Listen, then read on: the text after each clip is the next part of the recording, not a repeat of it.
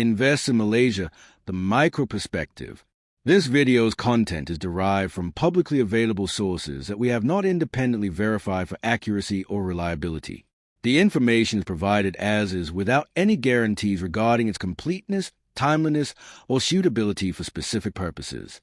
The material serves general informational purposes only and should not be considered as professional advice. Viewers should consult qualified experts before making decisions based on this content. While we aim to provide valuable insights, we encourage viewers to discuss how this information may apply to their individual circumstances. This comprehensive video examines Malaysia's foreign resident demographics and investment landscape in 2024 through multiple key sections. Part 1 analyzes the national composition ratio of foreign residents in Malaysia during 2024, while Part 1.1 specifically explores the country's dependence on foreign labor across various industries. The video then shifts to economic investments, with Part 2 providing an overview of Malaysia's foreign direct investment, FDI, followed by detailed breakdowns in Part 2.1, top investor countries 2020 to 2024, Part 2.2, State-Level Distribution 2020 to 2024, and Part 2.3, Sectoral Distribution 2020 to 2024. Special attention is given to Chinese engagement with Malaysia, including Part 3's examination of capital control regulations affecting Chinese investors and Part 4's profile of non-tourist Chinese residents in 2024. The educational appeal is covered in Part 5, Factors Attracting Chinese Students, and Part 6, Malaysia's role as a pathway to Western universities. Quality of life factors are addressed through Part 7's affordability assessment and Part 8 safety and crime rate analysis. Part 9 details the geographic distribution of Chinese residents across Malaysian cities, while Part 10 outlines visa and permit options. The video concludes with Part 11's synthesis of key findings and implications. Part 1. Ratio by country of foreign residents who came to Malaysia in 2024. Malaysia hosts an estimated 2.5 to 3 million foreign residents, excluding tourists, in 2024, with Indonesia 800,000 to 1 million, occupying 35% of total foreign residents, Bangladesh 500,000 to 600,000, representing 20% of total foreign residents, and Nepal 400,000 to 500,000, representing 15% of total foreign residents. These three groups occupied 70% of this population, primarily working in low-skilled sectors like domestic work, construction, and plantations. India, representing 8% of total foreign residents, contributes skilled professionals in technology and finance, while China, representing 7% of total foreign residents, leads in student visas, business investments, and the MM2H program, representing 40% of MM2H visa holders. Myanmar's population, 5%, consists largely of Rohingya refugees with limited legal status, while the remaining 10% includes workers from the Philippines, Pakistan, and the Middle East. The labor market reflects a clear divide, with ASEAN nationals dominating low-wage industries through work permits PLKS, while India and China feature prominently in high-skilled employment passes and education-related migration. This dynamic highlights Malaysia's dual reliance on both manual labor migrants and skilled foreign talent, alongside ongoing humanitarian challenges posed by refugee populations. A side note for the Malaysia My Second Home, MM2H, program. The MM2H program offers long-term residency to financially qualified foreigners, requiring a Malaysia Ringgit 500,000 fixed deposit and a minimum Malaysia Ringgit 40,000 monthly offshore income, while providing benefits such as 10-year renewable visas, property ownership rights, and tax exemptions. Part 1.1. Malaysia's reliance on foreign labor.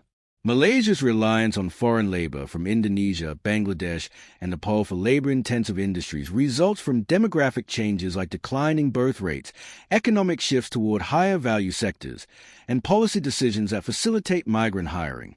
Younger Malaysians increasingly avoid manual labor jobs, while industries continue to depend on cheaper foreign workers through programs like the PLKS scheme. This dependence creates challenges, including worker exploitation risks, wage suppression concerns, and social tensions between local and foreign workers. To address these issues, Malaysia is implementing automation, workforce upskilling programs, and labor policy reforms to reduce foreign worker dependency while supporting economic growth. Part 2. Malaysia's Foreign Direct Investment, FDI. Part 2.1. Malaysia's FDI by top investor countries from 2020 to 2024. Singapore was Malaysia's top FDI contributor from 2020 to 2024, growing from 32%, Ringgit Malaysia 41.6 billion, to 38%, Ringgit Malaysia 68.4 billion, of annual investments and totaling Ringgit Malaysia 220 billion, mainly in tech and manufacturing. China, Ringgit Malaysia 140 billion total, focus on infrastructure and EVs, while the US, Ringgit Malaysia 110 billion total, led in semiconductors, as Malaysia's annual FDI grew from Ringgit Malaysia 130 billion to Ringgit Malaysia 180 billion, with a 5-year total of Ringgit Malaysia 675 billion. Manufacturing, 45%, and services, 36%, dominated investments, with 2024 figures being projections based on preliminary data from MIDA and Bank Negara Malaysia. From 2020 to 2024, Malaysia's FDI grew by 38%, Ringgit Malaysia 130 billion to Ringgit Malaysia 180 billion, with Klang Valley remaining the top destination, Ringgit Malaysia 85 billion, 47%, for tech and manufacturing, while Johor surged, Ringgit Malaysia 28 billion, 16%, due to data centers and EVs. Penang maintained steady growth, Ringgit Malaysia 25 billion, 14%, in electronics, while Sarawak, Ringgit Malaysia 18 billion, 10%, and Sabah, Ringgit Malaysia 10 billion, 6%, saw moderate and slow growth, respectively, in renewables and agriculture. Other states held stable at an 8% share, Ringgit Malaysia 14 billion, in manufacturing and logistics. Malaysia's FDI by sector from 2020 to 2024 showed manufacturing dominating at 45% share, Ringgit Malaysia 58.5 billion to Ringgit Malaysia 81.0 billion, led by semiconductors and EVs, while services, finance, tech held 36%, Ringgit Malaysia 46.8 billion to Ringgit Malaysia 64.8 billion, due to digital economy growth. Primary industries remained stable at 12%, Ringgit Malaysia 15.6 billion to Ringgit Malaysia 21.6 billion in oil, gas and mining, and infrastructure grew moderately to 7%, Ringgit Malaysia 9.1 billion to Ringgit Malaysia 12.6 billion, with Johor and Sarawak as key investment hubs. 3. Exchange control rules affecting Chinese investors. Malaysia implements a well-regulated yet investor-friendly monetary policy framework supervised by Bank Negara Malaysia, aka BNM, under the Financial Services Act 2013 and the Foreign Exchange Policy. The system allows foreign investors, including Chinese nationals, to freely repatriate profits and dividends after fulfilling tax obligations like withholding taxes, 0 to 10%, and submitting audited financial statements. While capital transfers face no restrictions, transactions above Ringgit Malaysia 50,000 trigger additional reporting requirements for anti-money laundering compliance. This balanced approach facilitates international investments while ensuring financial security through proper governance mechanisms. For detailed information on ownership limits, business setup rules, and sector-specific regulations, investors could refer to Parts 9 and 10 of the Invest in Malaysia video. Part 4. Chinese residents who came to Malaysia other than tourists in 2024. In 2024, Malaysia hosts between 115,000 and 160,000 Chinese residents engaged in non-tourist activities, making them the country's fourth largest foreign community after Indonesia, Bangladesh, and Nepal. The largest group consists of 50,000 to 70,000 students, representing 44% of Chinese residents, studying at top institutions in Malaysia and showing 15% annual growth. Another significant segment includes 30,000 to 40,000 skilled professionals, representing 25% of the total Chinese residents, are working in technology, finance, and engineering sectors under employment pass visas. Business investors comprising 10,000 to 15,000, or 9% of total Chinese residents and long-term residents comprising 25,000 to 35,000, or 22% of total Chinese residents, primarily utilize the MM2H visa program, with the latter group rebounding strongly since 2023 policy revisions. While numerically smaller than other foreign groups, Chinese residents dominate high-value sectors like education and investment in Malaysia's economy. Part 5. Why is Malaysia a popular spot for Chinese residents seeking education?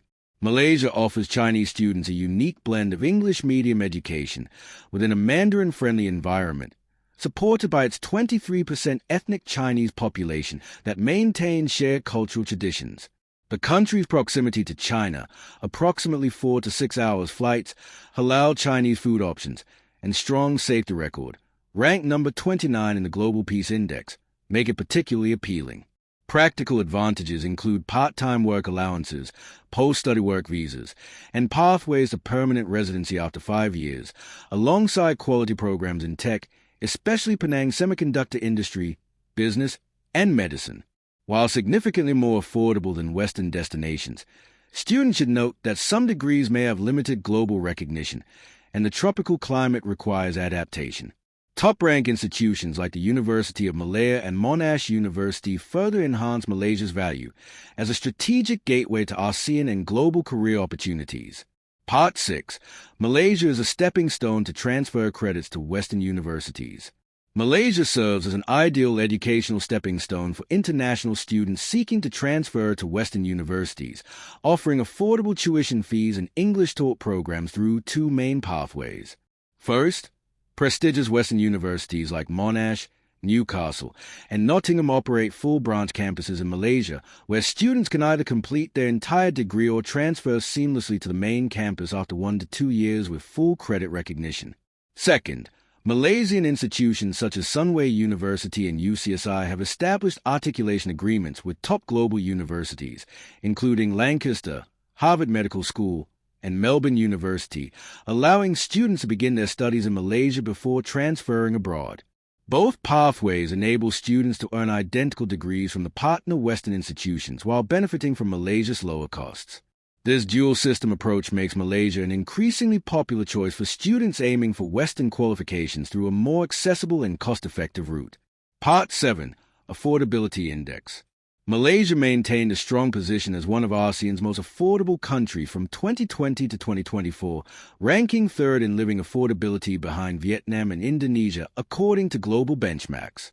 With an affordability index of 72.4 in 2024 according to DOSM Household Survey, Malaysia's cost of living remained approximately 25% cheaper than Thailand, 30% more affordable than China's Tier 2 cities, and 70% lower than Singapore. The country's competitive edge stemmed from mid-range housing costs, subsidized healthcare, and government-controlled fuel prices, though its index score declined slightly from 75.2 in 2020 due to global inflationary pressures. Official data from Malaysia's Department of Statistics (DOSM) and World Bank reports confirm that Malaysia offered 2.1 times better affordability than Australia and 2.5 to 3 times more cost-effective living than the UK or US, particularly in education and healthcare. While urban centers like Kuala Lumpur saw 12% rent increases from 2020 to 2024, Malaysia preserved its status as a regional value leader, being more than 30% cheaper than East Asian peers like Japan and South Korea, as validated by the Ministry of Economy's use of Numbeo data for official tourism materials. Part 8. Crime Rate and Safety. Malaysia ranks as moderately safe with a crime index of 42.5 and safety index of 57.5 in 2024, placing the third safest in ASEAN after Singapore and Japan, according to official police statistics. The Royal Malaysia Police (PDIM) reports that violent crime has decreased by 15% since 2020, though property crimes like petty theft and scams still account for 60% of cases. Compared globally, Malaysia is safer than Thailand, crime index of 53.4, the US 55.1, and the UK 57.3, but trails Singapore's exceptional safety with a crime index of 15.2. The country has implemented effective crime prevention measures, including expanded CCTV coverage, which now covers 87% of urban areas, specialized tourist police units, and stricter sentencing for violent offenses through the 2023 legal amendments. While Malaysia's safety has improved by 30% since 2020, its moderate rating reflects ongoing challenges with street crimes and fraud, though it remains significantly safer than high-crime nations like South Africa, 78.9 crime index. Part 9. Which cities do Chinese residents reside in Malaysia? Above table shows the key trends of 1. 70 to 80% concentration in the Klang Valley, that is, Kuala Lumpur or Selangor, due to superior education or job opportunities, 2. Penang's growing tech sector, making it increasingly attractive. And 3. Cost differentials pushing some long-term residents to more affordable locations like Johor. The distribution reflects Malaysia's economic geography, with Chinese residents gravitating toward established education and business hubs while secondary cities offer specialized appeal. Part 10. Visa and Permits. Chinese residents planning to visit or reside in Malaysia must obtain specific visas or permits tailored to their purpose of stay. Aside from coming to Malaysia for tourism purposes, outlined below is a general information and requirements of different visas and or permits for Chinese residents who come to Malaysia for study, work, business, and long stay. Some of the common visas are: 1. Student visas require admission to an EMGS-approved institution, proof of funds, Ringgit Malaysia 10,000 to Ringgit Malaysia 15,000, and medical checks, offering program-length stays with post-study work options. 2. Employment passes are tiered by salary, i.e. EP1, Ringgit Malaysia more than 5,000 per month for 5 years, EP2 or 3 for lower salaries, requiring employer sponsorship and qualifications, with EP1 holders eligible for PR after 5 years. 3. The MM2H program targets retirees or investors with strict financial requirements such as Ringgit Malaysia 500,000 deposit plus Ringgit Malaysia 40,000 per month income, granting 10-year residency with tax benefits and property ownership rights. 4. Business visas include short-term options, which usually cover 30 to 90 days, for meetings, and renewable professional visit passes that cover up to 12 months for specialists, both requiring sponsorship or invitation letters. Part 11. Conclusion. Malaysia is a key destination for foreign labor and investment, with an estimated 2.5 to 3 million expatriates in 2024, primarily from Indonesia, Bangladesh, and Nepal for low-skilled work, while Chinese nationals, representing 7% of total number of expatriates entered Malaysia, dominates education, business, and long-term residency under the MM2H program. FDI is led by Singapore with 38% of total FDI, followed by China, 18%, and then the US, 17%. Manufacturing, 45%, and services, 36%, are the top sectors, mainly concentrated in Klang Valley, Penang, and Johor. For Chinese residents, Malaysia offers affordable education, career opportunities in tech finance, and investor-friendly visas like MM2H, with most settling in Kuala Lumpur.